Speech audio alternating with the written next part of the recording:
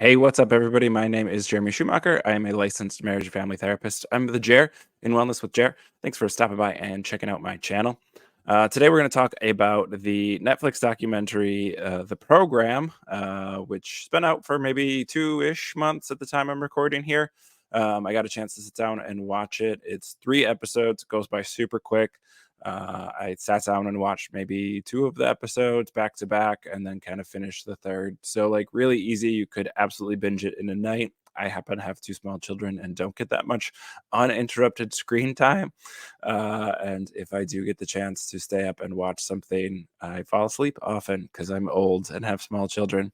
So it's a breeze, though. It's not like fun, it's well done, and I think really captures the lighthearted nature of, how the survivors kinda got through it. Like, the people in it are likable, but it's not a fun topic, I guess is what I mean. It's not like, "Oh, what do you wanna do for our Netflix and chill?" Like, not this. This is a documentary about the troubled teen industry and the problems. So the subheading of the documentary is "Cons, Cults, and Kidnapping." So again, not fun topics. But I thought the documentary was really well done. I thought the way that it was done with a survivor kind of having their firsthand account being the director and a bunch of the kids who went through this program all being involved in it.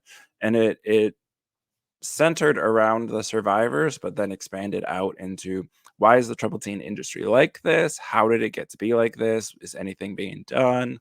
Spoiler alert, no.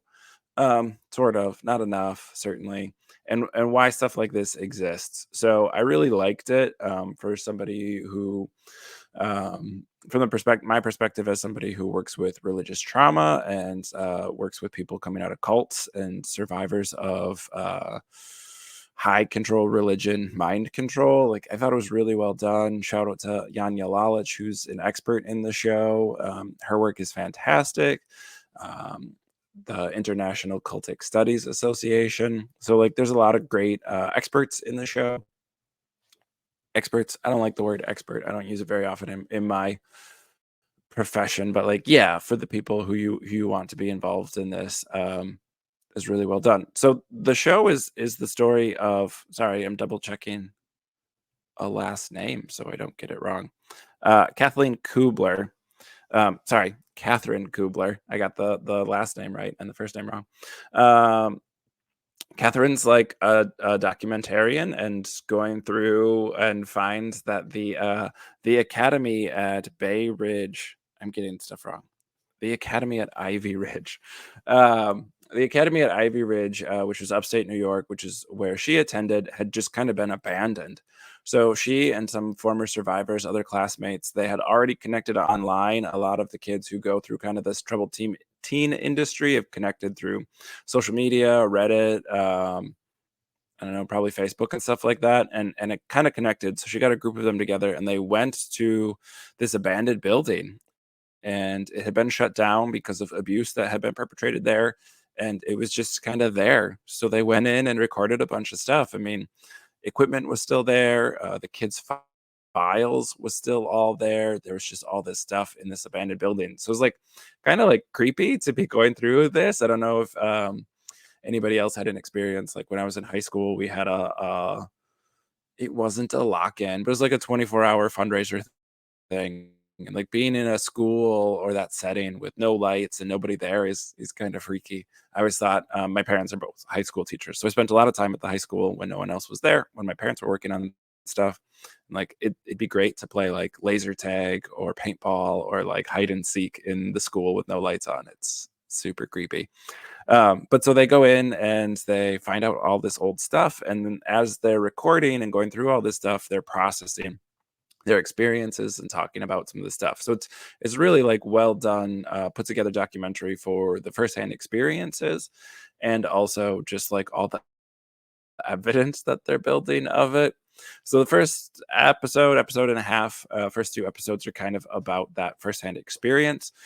Catherine talks about her why she ended up there and how a lot of the kids end up in the troubled teen industry were not bad kids. They weren't doing drugs, they weren't selling drugs, they were just difficult teenagers. They didn't super get along, like normal developmental stuff. And so that's kind of what what I thought the documentary did a really good job of bringing into is this idea that the troubled teen industry is full of kids who need better family support, who need someone who's going to listen to them and see them as a growing adult, a young adult coming into their own, as opposed to, sorry, just catching my dog out of the corner of my eye. She's a nester. She's got trauma, so she can do what she needs to be comfortable. She is tearing a pillow up. Um, So the troubled teen industry is full of kids who are not like these problematic kids. The troubled teen industry is full of kids whose parents don't know how to deal with them. And I thought that was a really powerful part of the story, centering on Catherine's story, is that she and her dad like loved each other, and she also had to cut him out of her life for a while after she went through all the horrific stuff here. She writes letters to him about like, take me back, I don't know what I did wrong, I don't know why I'm here, and like all this stuff is really pretty powerful in her story. And because the school just shut down and abandoned everything, like a lot of her notes and her files still there. So it's fascinating kind of to see the juxtaposition of, this is what the staff was writing about her, this is what she was writing to her dad, and this is what she's saying now all these years later. So it's really fascinating to kind of see that. And the documentary did a good job about showing how the behavioral modification, which is unscientific, is basically abuse of children, but that the mind control tactics that these places use is really for the parents. It's to get the parents to pay really high tuition to send their kids there and to let them not take them home. Like, to send your kid off to a school that you're going to say, yeah, I trust the school to change their behavior, and whatever means necessary to get to that end is worth it. Like, there's a lot of work that's done. And so all the propaganda on kind of the kids are treated very poorly. They're put in isolation. They're put in these rooms for hours on end with nothing to do. They're physically abused. They're restrained physically. It's just this really torturous stuff. There's all these strict, rigorous models that basically get you to never feel successful. And so there's a lot of cult and a lot of mind control tactics, and pretty tough to watch, especially when kids are seeing some of these things that they're processing live as the documentary is being recorded. They're finding equipment that was used to restrain them. They're finding some of the behavior modification techniques, these towels that are duct taped together that they use to do to really work the program, which is where the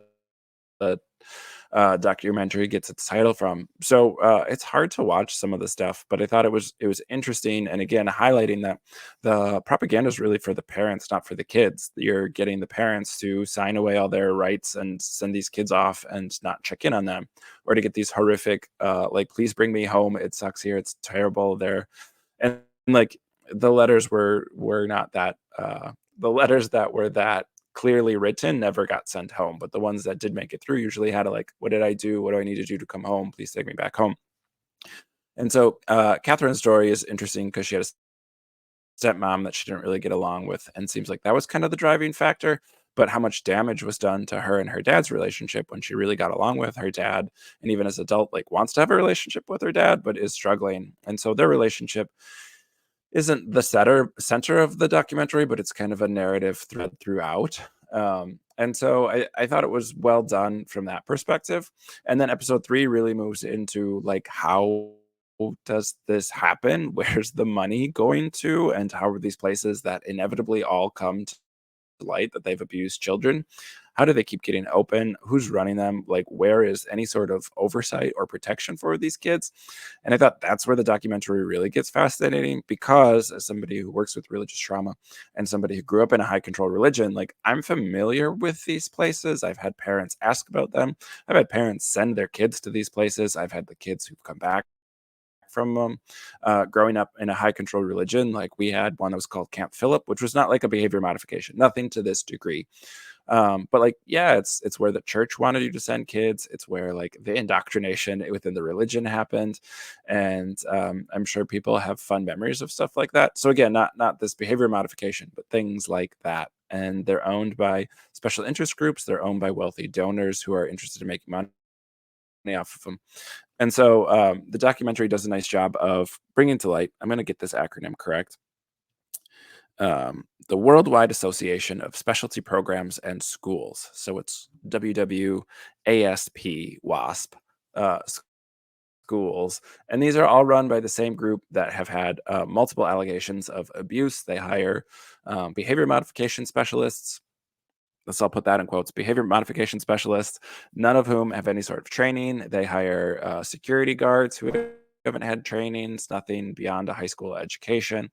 And so the documentary's really interesting in like these WASP schools really aren't any sort of oversight. They're not accredited through any sort of body of work. They're basically drawing from a religious nut jobs books and writings and applying those things. And then, like, when they get caught or when there's a lawsuit, they shut it down and they just open another school elsewhere. And what's happening now is they're opening schools in other countries where there's even less oversight, or they can get away with some of this stuff while just using their money and resources to drag out court cases so that they don't have to pay victims.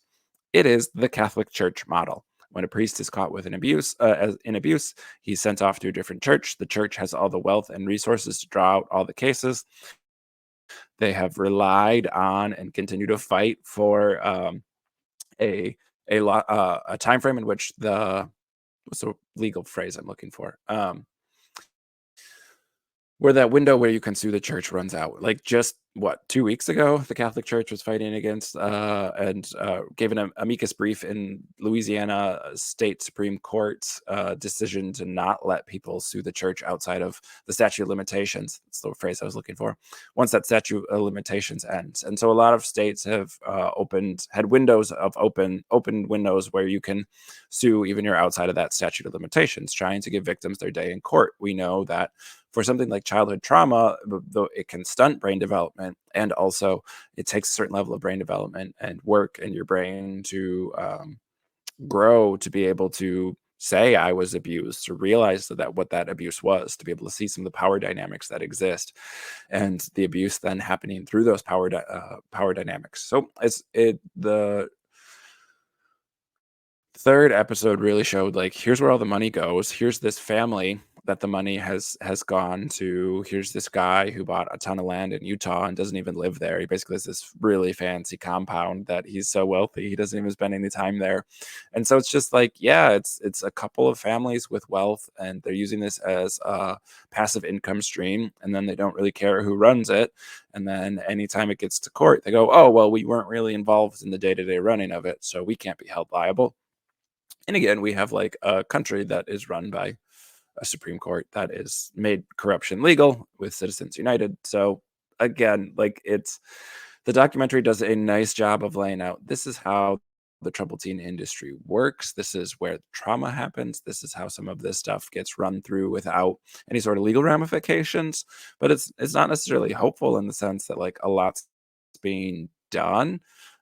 Again, some states opening up these windows and some states trying to do these things, but we also have plenty of states in our country, in America here, that are fighting for less regulations, less rules, so that they can have private money go to private school. They're trying to erode public education so that they can have these little mini cults set up all over the country where they indoctrinate kids, where they abuse kids, and then they claim religious freedom as the ability to abuse children. So it's really quite terrible. They have, like, the first episode goes into Catherine's basically kidnapping, where she was, taken away in a van, and a bunch of the other kids have this experience, and, like, Kidnappers for Christ is the thing. Like, this company opened up and said, like, "Whoa, take your kid away for you, so you don't have to be the bad guy, and we'll take them to this compound, this school where they're locked in. They can't get out. There are guards at all the doors and all this stuff." So it was really tough to watch some of that stuff, and, like, watch kids who would have panic attacks while retelling it, who'd be just sobbing while they're retelling it. Again, you can see that just because they're older and they've grown and they've had the ability to put together a documentary and tell their story doesn't actually undo the trauma. That's not how trauma works. And so healing's still, like, a really long road, and being in this environment where you're triggered can be really difficult. And how for some of these kids, it really hindered them in being able to get a full education. Their schooling didn't transfer because this was not an accredited school. They didn't really actually learn very much in school because it was just about behavior modification. So getting to college was hard, getting a degree was hard, getting a good paying job was hard. So you can see how like a parent not liking you or butting heads with you, which is a normal developmental phase with a lot of teenagers, where that 16, 17, 18 year olds really interested in independence, and their brain is interested in independence, and their peer group, and they feel invincible. Like it's not necessarily a fun age to parent, but it's also like, don't send your kid to a place where they can just get abused. Like you're a good enough parent that you're not going to abuse your kid, but you're going to send them someplace where someone else can abuse them. Like I don't know, that doesn't make it better. So, and again, like the religious zealotry involved in this stuff, like the Proverbs passage that basically says, "You don't love your child unless you hit them." Shakespeare was the one who wrote "Spare the rod, spoil the child," which is what a lot of people cite. It's Shakespeare, not the Bible. But uh, this idea that if you truly love your children, you will hit them, you will hurt them, you will use physical abuse to curb their behavior. I grew up in a family where like spanking was a thing. I don't really remember being spanked all that often. I can remember being spanked on more than one occasion. And that James Dobson school of thought, James Dobson wrote a book about breaking your child's spirit through physical abuse in the same way that you would abuse a dog, which we have lots of research that says that's not how you should treat animals, and that's not how you should treat children. So, what a weird timeline we're in. Kristi Noem, who's the governor of South Dakota, has just published a book, and she has a story about abusing her dogs and then shooting it because it wasn't a good hunting dog and she hated it, and she's trying to walk that back a little bit. But again, like growing up in this conservative Christian mindset where like abuse is not only okay, but it's preferred, it's encouraged, and we have a lot of research that says abusing children does harm to them. It's trauma. Taking somebody who they think should be safe and then having that person do harm to them is traumatic to their brains. Their brain at that young age doesn't know how to process it. And we can see even with developing brains, these troubled teen industry, their brains aren't fully developed. They don't know how to process it. And then they're stuck, right? So like they're literally locked in. It's basically like a prison, and sometimes they're sent to a different country. I've worked with families who, or I've worked with survivors who were sent to a different state. Their family sent them, to a different state. So like they're really cut off. They don't have cell phone access. If they're good, they can earn one phone call a month or whatever. And so it's really horrific, kind of how someone who loses a lot of their rights, loses a lot of their autonomy, and then like just to survive has to kind of play the game. And that's what the documentary lays out. Like that's how these programs work. We strip you of your rights, your autonomy, anything approaching safety. The only way to ever get out is to work the program. For people who haven't, broken the law, haven't these are not murderers, these are not people who are violent criminals that we're locking up. And again, I've done other videos about our prison industrial complex not being a good system either. So I'm not advocating for that. I'm just saying, like, these are regular teenagers doing regular teenage things that then basically are traumatized through these behavior modification centers that don't work and really shouldn't be legal. They're not healthy. I think of Philip Zimbardo, who was the lead on the Stanford prison study, which is a famous psychology study in which in the basement of the Stanford psychology building, they basically set up a mock prison, and a bunch of abuse happened. The people they put in as prison guards all ended up being pretty terrible, and even the lead the study people who were the leading the study, the professors, also were engaged in like basically abusive tactics. And the study wasn't about what they thought it'd be about. It ended up being how without accountability that these power structures, these hierarchies of powers, lead to abuse. And Philip Zimbardo has spent a lot of his career trying to continue to study that phenomenon and speak out against these things. So as I was watching the documentary, I was reminded of his work. And he has a book, several books that he's written. He's a pretty prolific author. He was the president of the American Psychological Association. Again, like after this pretty horrific, terrible study that should have never passed any sort of muster. This is why we have things like internal review boards and stuff now, so that we're not abusing study victims.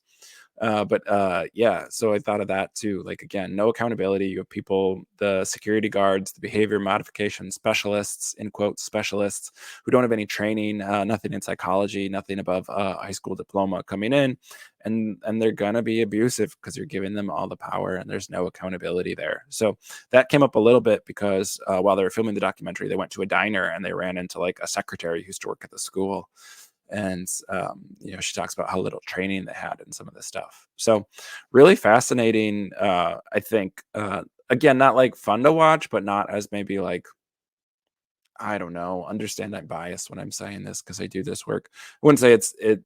There's probably some secondary trauma watching it, but it's not like horrific. It's not graphic. It's uh, um, you're just watching some very like real emotions get processed in real time. So it's not one of those hokey setup documentaries for like shock value. It's just kind of a really good look at like, this is how these programs work. This is the fallout all these years later, and this is what is going on in the legal system to still allow for these things. This is well protected, wealthy people who give a lot of money to their chosen politicians. So like having any sort of accountability is really hard, and we know without accountability that abuse is going to be continue to be perpetrated. So yeah, it's worth a watch. Like, it's a well done documentary, and I think it does a nice job of laying out how this stuff all works. Just these documentaries are important for getting these changes started, getting these conversations started, helping victims speak out, giving them a platform, because that's where change is going to come from. We need the accountability from governing bodies, from people who are aware of these things and speaking out and advocating for a change. I don't want to be like doom and gloom, but I also don't want to be like, it ends on a hopeful note. Like, there's still work to be done. So this is a great documentary in the sense of, here's a problem. We don't have enough people talking about it or working in it. It's still going on today. So like, hey, as a society, let's be better. Let's get together and work together to solve some of these problems. We do not need these quote unquote schools, which are not accredited, which are abusing kids, which are run by the same people who have historically abused children. We don't need them. We don't need that behavior modification. There's thousands upon thousands of books about how to parent and how to parent teenagers specifically without sending them away or abusing them. Turns out we have lots of options that don't involve giving people trauma. So, yeah, the program on Netflix, absolutely worth a watch. Like I said, 3 quick hours, 3 episodes, around an hour each.